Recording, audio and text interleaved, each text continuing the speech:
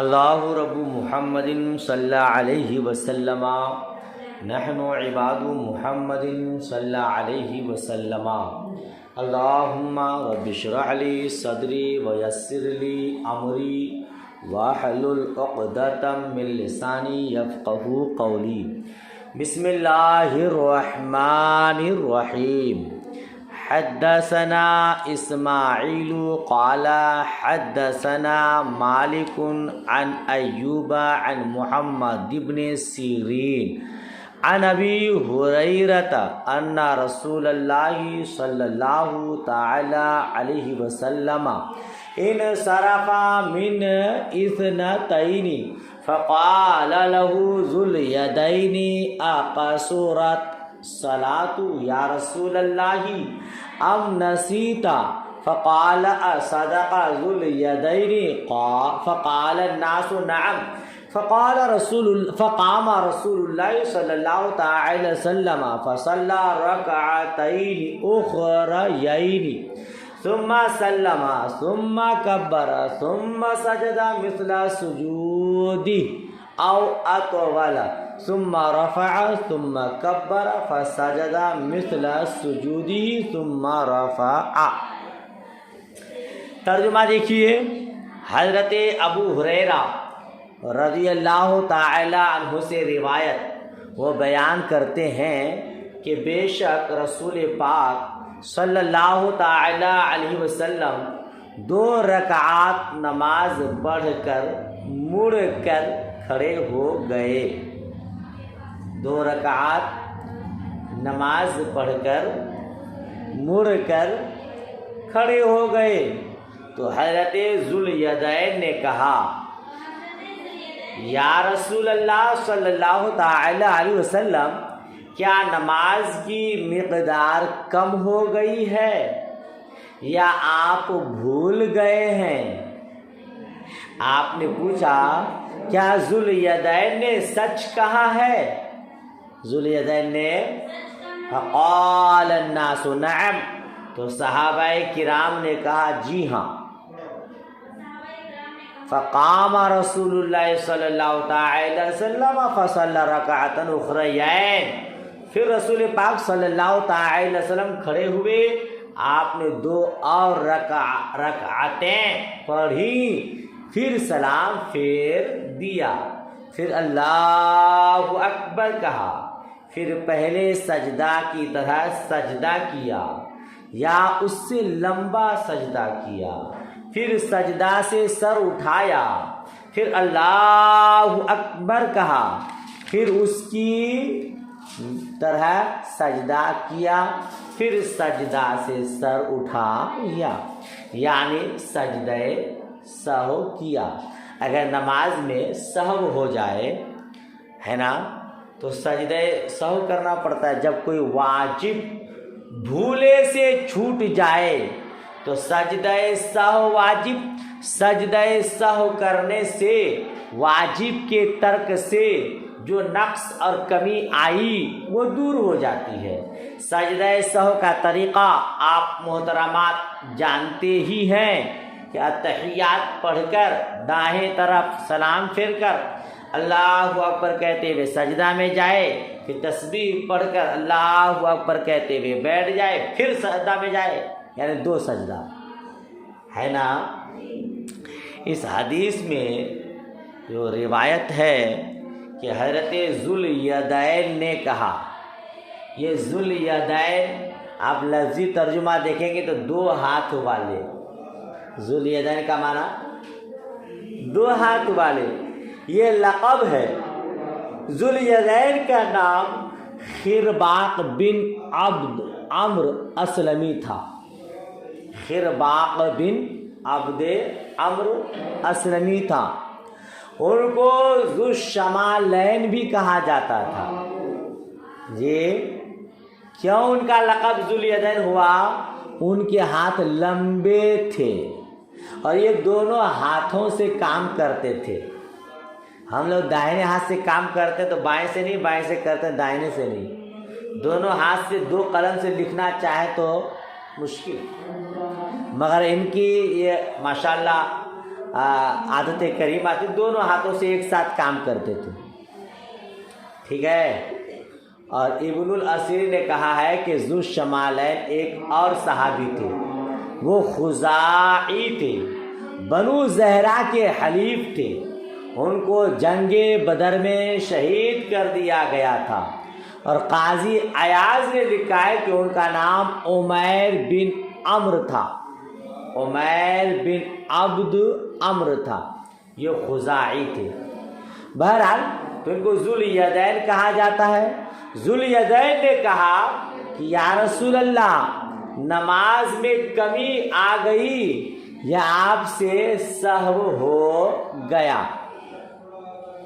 دیکھیے ایک بات اور یاد رکھیے گا، آپ نے اس سے پہلے بھی حدیث پڑھی جس میں حضور نے ظہر کی نماز 5 رکعات پڑھا دیا تھا، تو صحابی رسول نے کہا تھا کہ یا رسول اللہ، نماز میں زیادتی کا حکم آ گیا، اضافہ ہو گیا یا آپ سے سہو ہو گیا؟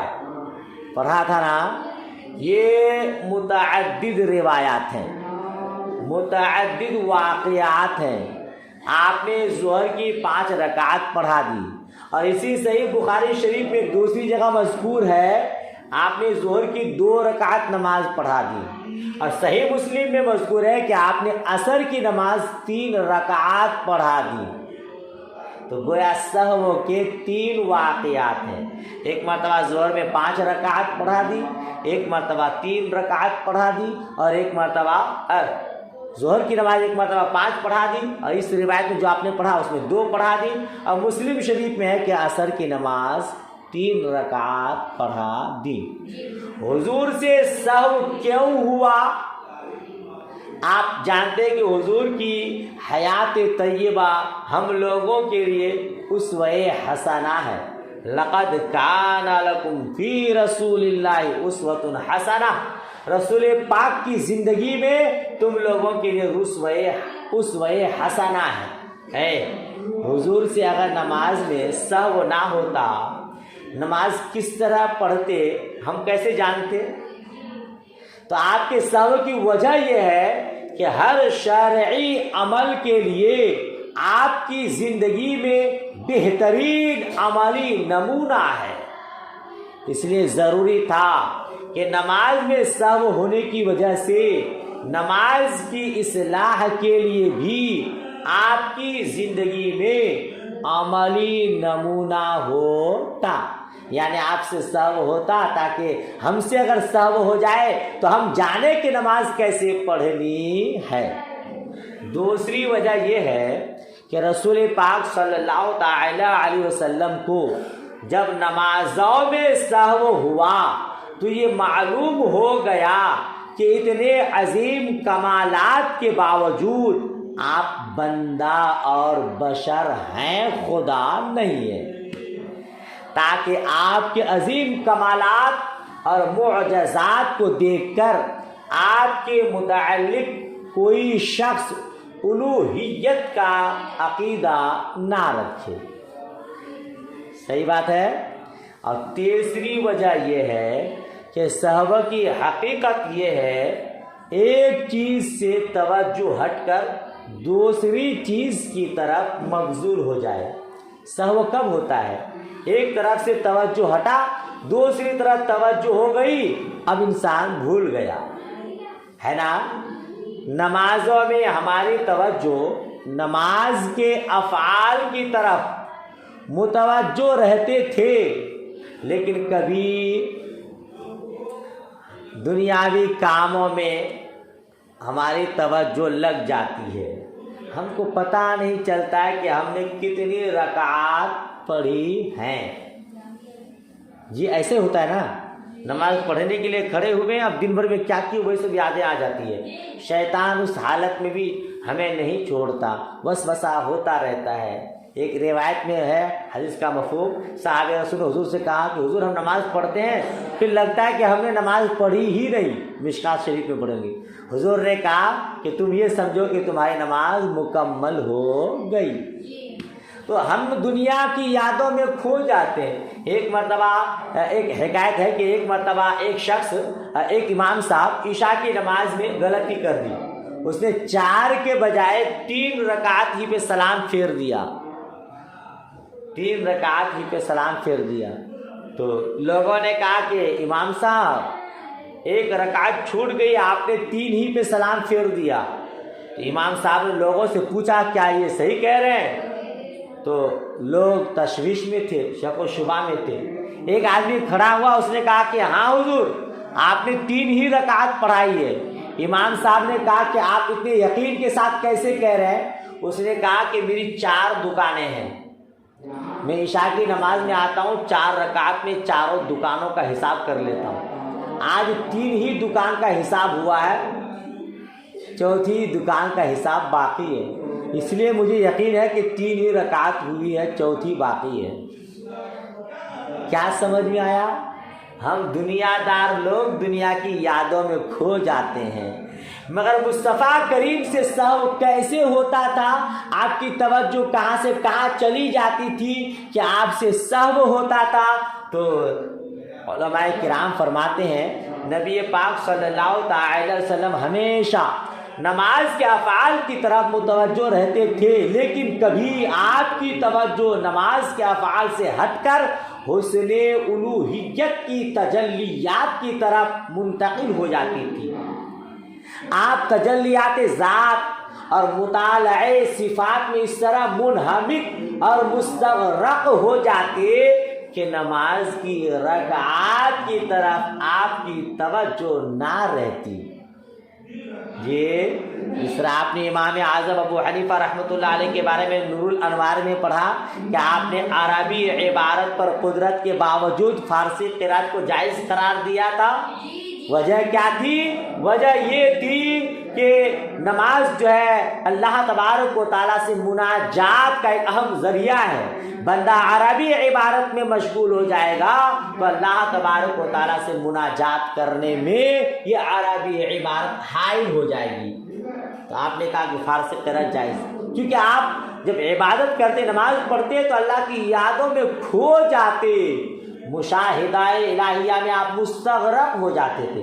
تو حضور نبی پاک صاحب الاولیاء صلی اللہ تعالی علیہ وسلم بھی کبھی نماز کی حالت میں اللہ تبارک و تعالیٰ کی ذات اور اس کی صفات کے مطالعے میں اس طرح کھو جاتے تھے کہ آپ کو پتہ ہی نہیں چلتا تھا کہ کتنی رکعت ہوئی اور کتنی نہیں ہوئی، تو آپ سے سہو ہو جاتا تھا۔ یہ معلوم کیا ہوا؟ نماز میں ہمارا سہو دنیا میں ڈوب جانا ہے اور مصطفیٰ کریم کا سہو اپنے مولا میں کھو جانا ہے۔ تو ہمارا سہو نقص ہے، ہمارا بھول جانا ایک طرح سے کمی ہے، عیب ہے، لیکن مصطفیٰ کریم کا سہو عین کمال ہے، اس لیے آپ سے سہو ہو جاتا تھا۔ حضور سے سہو نہ ہوتا، آج ہم سے نماز میں سہو ہو جاتا، حضور طریقہ نہ بتاتے تو ہم کس طریقہ پر اپنی سہو کی بھرپائی کرتے، اس کمی کو پوری کرتے، اس لیے آپ سے سہو ہوا۔ بات سمجھ شریف میں آ گئی؟ اچھا، اس حدیث میں مذکور ہے کہ حضرت ذوالیدین نے کہا کیا نماز کی مقدار کم ہو گئی ہے؟ تو اس پر نبی پاک نے دوسرے صحابہ سے دریافت فرمایا کیا ذوالیدین نے سچ کہا ہے؟ تو صحابہ نے کہا جی ہاں، جی ہاں۔ اس حدیث کو اور اس سے پہلی حدیث کو اس عنوان کے تحت وارد کرنے کا سبب یہ ہے، امام بخاری علیہ رحمہ کے بیان کرنے کا مقصد یہ ہے کہ نبی صلی اللہ تعالی وسلم نے اس پر تنبیہ فرمائی کہ آپ نے واحد کی خبر پر قناعت نہیں کی بلکہ دوسروں سے اس کے متعلق پوچھا، اور جب دوسروں نے بھی حضرت ذوالیدین کی تائید کر دی تب آپ نے اس کی خبر کی تصدیق فرمائی۔ ایک امام صاحب کو چاہیے کہ اگر ان سے سہو ہو جائے اور کوئی ایک آدمی کہے کہ امام صاحب آپ سے سہو ہو گیا ہے تو امام صاحب کی ذمہ داری بنتی ہے کہ وہ دوسرے نمازیوں سے بھی اس کی تصدیق کرا لے۔ جی بات ختم ہوئی۔ اگلی حدیث دیکھیے عن عبداللہ ابن عمر قال بین الناس بقباء فی صلاة الصبح اذ جاءهم آت فقال ان رسول اللہ صلی اللہ تعالی علیہ وسلم قد انزل علیہ اللیلۃ قرآن وقد امر ان یستقبل الکعبۃ فاستقبلوها وکانت وجوہہم الی الشام فاستداروا الی الکعبہ۔ حضرت عبداللہ ابن عمر رضی اللہ تعالی عنہما کا بیان ہے، وہ فرماتے ہیں جس وقت لوگ قباء میں صبح کی نماز پڑھ رہے تھے، جس وقت لوگ قباء میں صبح کی نماز پڑھ رہے تھے، ان کے پاس ایک آنے والا آیا، پھر انہوں نے کہا بے شک رسول پاک صلی اللہ تعالی علیہ وسلم پر آج رات قرآن پاک نازل ہوا ہے اور آپ کو یہ حکم دیا گیا ہے کہ آپ کعبہ کی طرف منہ کریں، تو ہم بھی کعبہ کی طرف منہ کر لیں، یا تم بھی کعبہ کی طرف منہ کر لو۔ اور پہلے ان کے چہرے شام کی طرف تھے تو وہ کعبہ کی طرف مڑ گئے،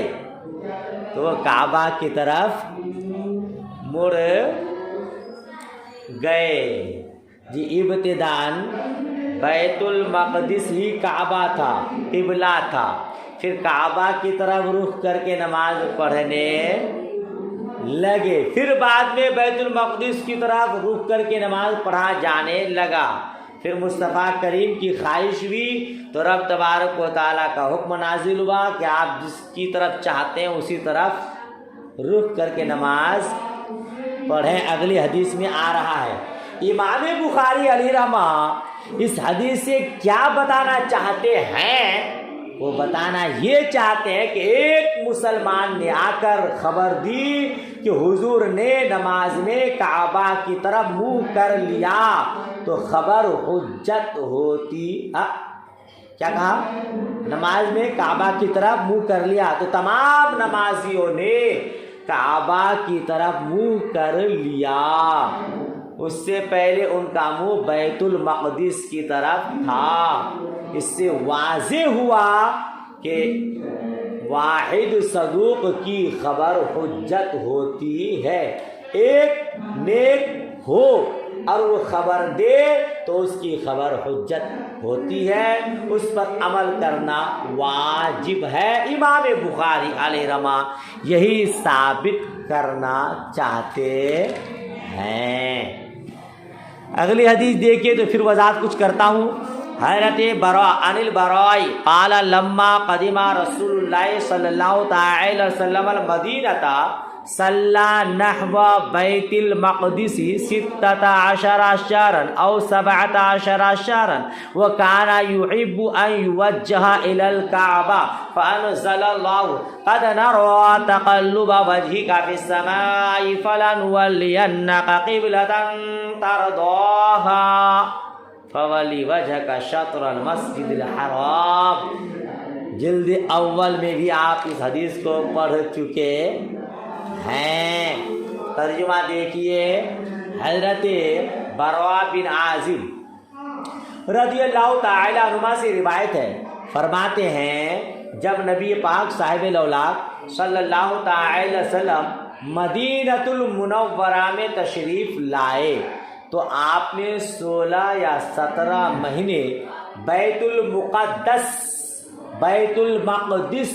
کی طرف منہ کر کے نماز پڑھے، اور آپ یہ پسند کرتے تھے کہ آپ کو کعبہ کی طرف نماز میں متوجہ کر دیا جائے۔ تو اللہ تعالیٰ نے یہ آیت نازل فرمائی، قد نری تقلب وجہک، بے شک ہم آپ کے چہرے کا آسمان کی طرف اٹھنا دیکھ رہے ہیں، تو ہم آپ کو اس قبلہ کی طرف ضرور پھیر دیں گے جس پر آپ راضی ہیں۔ آپ اس سے پہلے پڑھ چکے ہیں بخاری شریف جلد اول میں کہ حضور نبی پاک صاحب الاولاد صلی اللہ تعالی علیہ وسلم عصر کی نماز پڑھ رہے ہیں اور نماز ہی کی حالت میں بار بار آسمان کی طرف دیکھ رہے ہیں۔ مصطفیٰ کریم کی خواہش یہ تھی کہ میرا قبلہ پھر سے کعبہ بن جائے، تو نماز ہی کی حالت میں رب قدیر نے ارشاد فرمایا قد نری تقلب وجہک فی السماء، جس کا مفہوم یہ کہ محبوب ہم آپ کے چہرے کا آسمان کی طرف اٹھنا دیکھ رہے ہیں، تو ہم آپ کو اس قبلہ کی طرف ضرور پھیر دیں گے جس پر آپ راضی ہو جائیں گے۔ یہ پھر نبی پاک صاحب الاولاد صلی اللہ تعالی علیہ وسلم کو کعبہ کی طرف متوجہ کر دیا گیا، اور ایک مرد نے آپ کے ساتھ عصر کی نماز پڑھی، اور ایک شخص نے آپ کے ساتھ ثم خرج فمر على قوم من الانصار فقال هو يشهد انه صلى مع النبي صلى الله تعالى وسلم وانه قد وجه الى الكعبة فانحرفوا وهم ركوع في صلاة العصر۔ کہتے ہیں پھر نبی پاک صاحب الاولاد صلی اللہ تعالی وسلم کو کعبہ کی طرف متوجہ کر دیا گیا، اور ایک مرد نے آپ کے ساتھ عصر کی نماز پڑھی، پھر وہ نکل گیا، باہر چلا گیا، پھر وہ انصار کی ایک قوم کے پاس سے گزرا، تو اس نے شہادت دیتے ہوئے کہا کہ اس نے نبی صلی اللہ تعالی علیہ وسلم کے ساتھ نماز پڑھی ہے، اور آپ کو نماز میں کعبہ کی طرف متوجہ کر دیا گیا ہے۔ تو وہ لوگ نماز میں قبلہ کی طرف منحرف ہو گئے، اور اس وقت وہ عصر کی نماز کے رکوع میں تھے، یعنی نماز ہی کی حالت میں وہ لوگ قبلہ کعبہ کی طرف پھر گئے۔ کیا کہتے ہیں؟ خدا کی رضا چاہتے ہیں دو عالم، خدا چاہتا ہے رضائے محمد صلی اللہ تعالی وسلم۔ اور وہ اشعار کیا ہیں جس کو آپ پڑھتے رہتے ہیں؟ سوچ اگر تو سوچ سکے تو سوچ محمد کیسے ہیں جن کے لیے خود کعبہ جھکا ہو، سوچ محمد کیسے ہے۔ اور آگے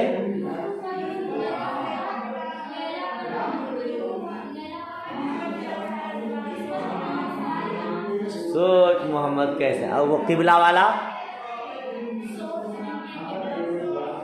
ہاں کیا ہے؟ سوچ اگر تو سوچ سکے تو سوچ محمد کیسے ہیں جن کے لیے خود کعبہ جھکاؤ، سوچ محمد کیسے ہیں۔ یوسف پر تو صرف زلیخا، لیلا پر ہو مجنون فدا، جن پر فدا ہو سارا زمانہ، سوچ محمد کیسے ہیں۔ اور مرضی مولا سے اور نبیوں کا مسجد اقصی تھا قبلہ، سوچ سے جن کے قبلہ بدلے، سوچ محمد کیسے ہیں۔ جی مصطفیٰ کریم کی سوچ کی وجہ سے رب قدیر نے قبلہ بدل دیا۔ جی اس حدیث کو بیان کرنے کا کیا مقصد ہے؟ امام بخاری علیہ رحمہ ثابت یہ کرنا چاہتے ہیں کہ ایک شخص کے خبر دینے سے انصار کی ایک جماعت نے اپنی عصر کی نماز میں بیت المقدس سے منحرف ہو کر کعبہ کی طرف منہ کر لیا۔ اس سے معلوم ہوا کہ صحابہ کے نزدیک خبر واحد حجت ہے اور اس کے تقاضا پر عمل کرنا واجب ہے نا۔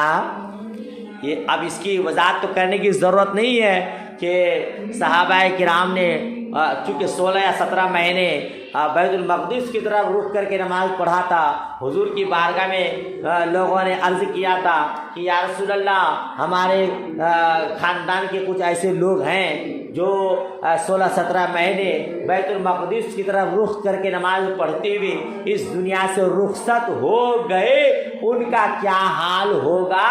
تو اللہ تبارک و تعالیٰ نے محبوب پر پیغام بھیجا، وما کان اللہ لیضیع، ان اللہ لا یضیع، کیا بھائی، کہ جس کا مطلب یہ تھا کہ اللہ تبارک و تعالیٰ کسی کے عمل کو ضائع نہیں کرتا ہے، ان اللہ لا یضیع اعمالکم، ایسے کچھ ہے نا، اللہ کسی کے عمل کو ضائع نہیں کرتا ہے۔ گھنٹی لگ گئی، یا اللہ، چلیے پھر یہیں تک رہنے۔ تمام احادیث کو بیان کرنے کا مقصد اتنا ہی ہے کہ خبر واحد بھی قابل حجت ہے، ایک صحابی کی بات پر دیگر صحابہ کرام نے عمل کیا ہے۔ چلیے دعائے خیر میں یاد، اللہ حافظ، خدا حافظ۔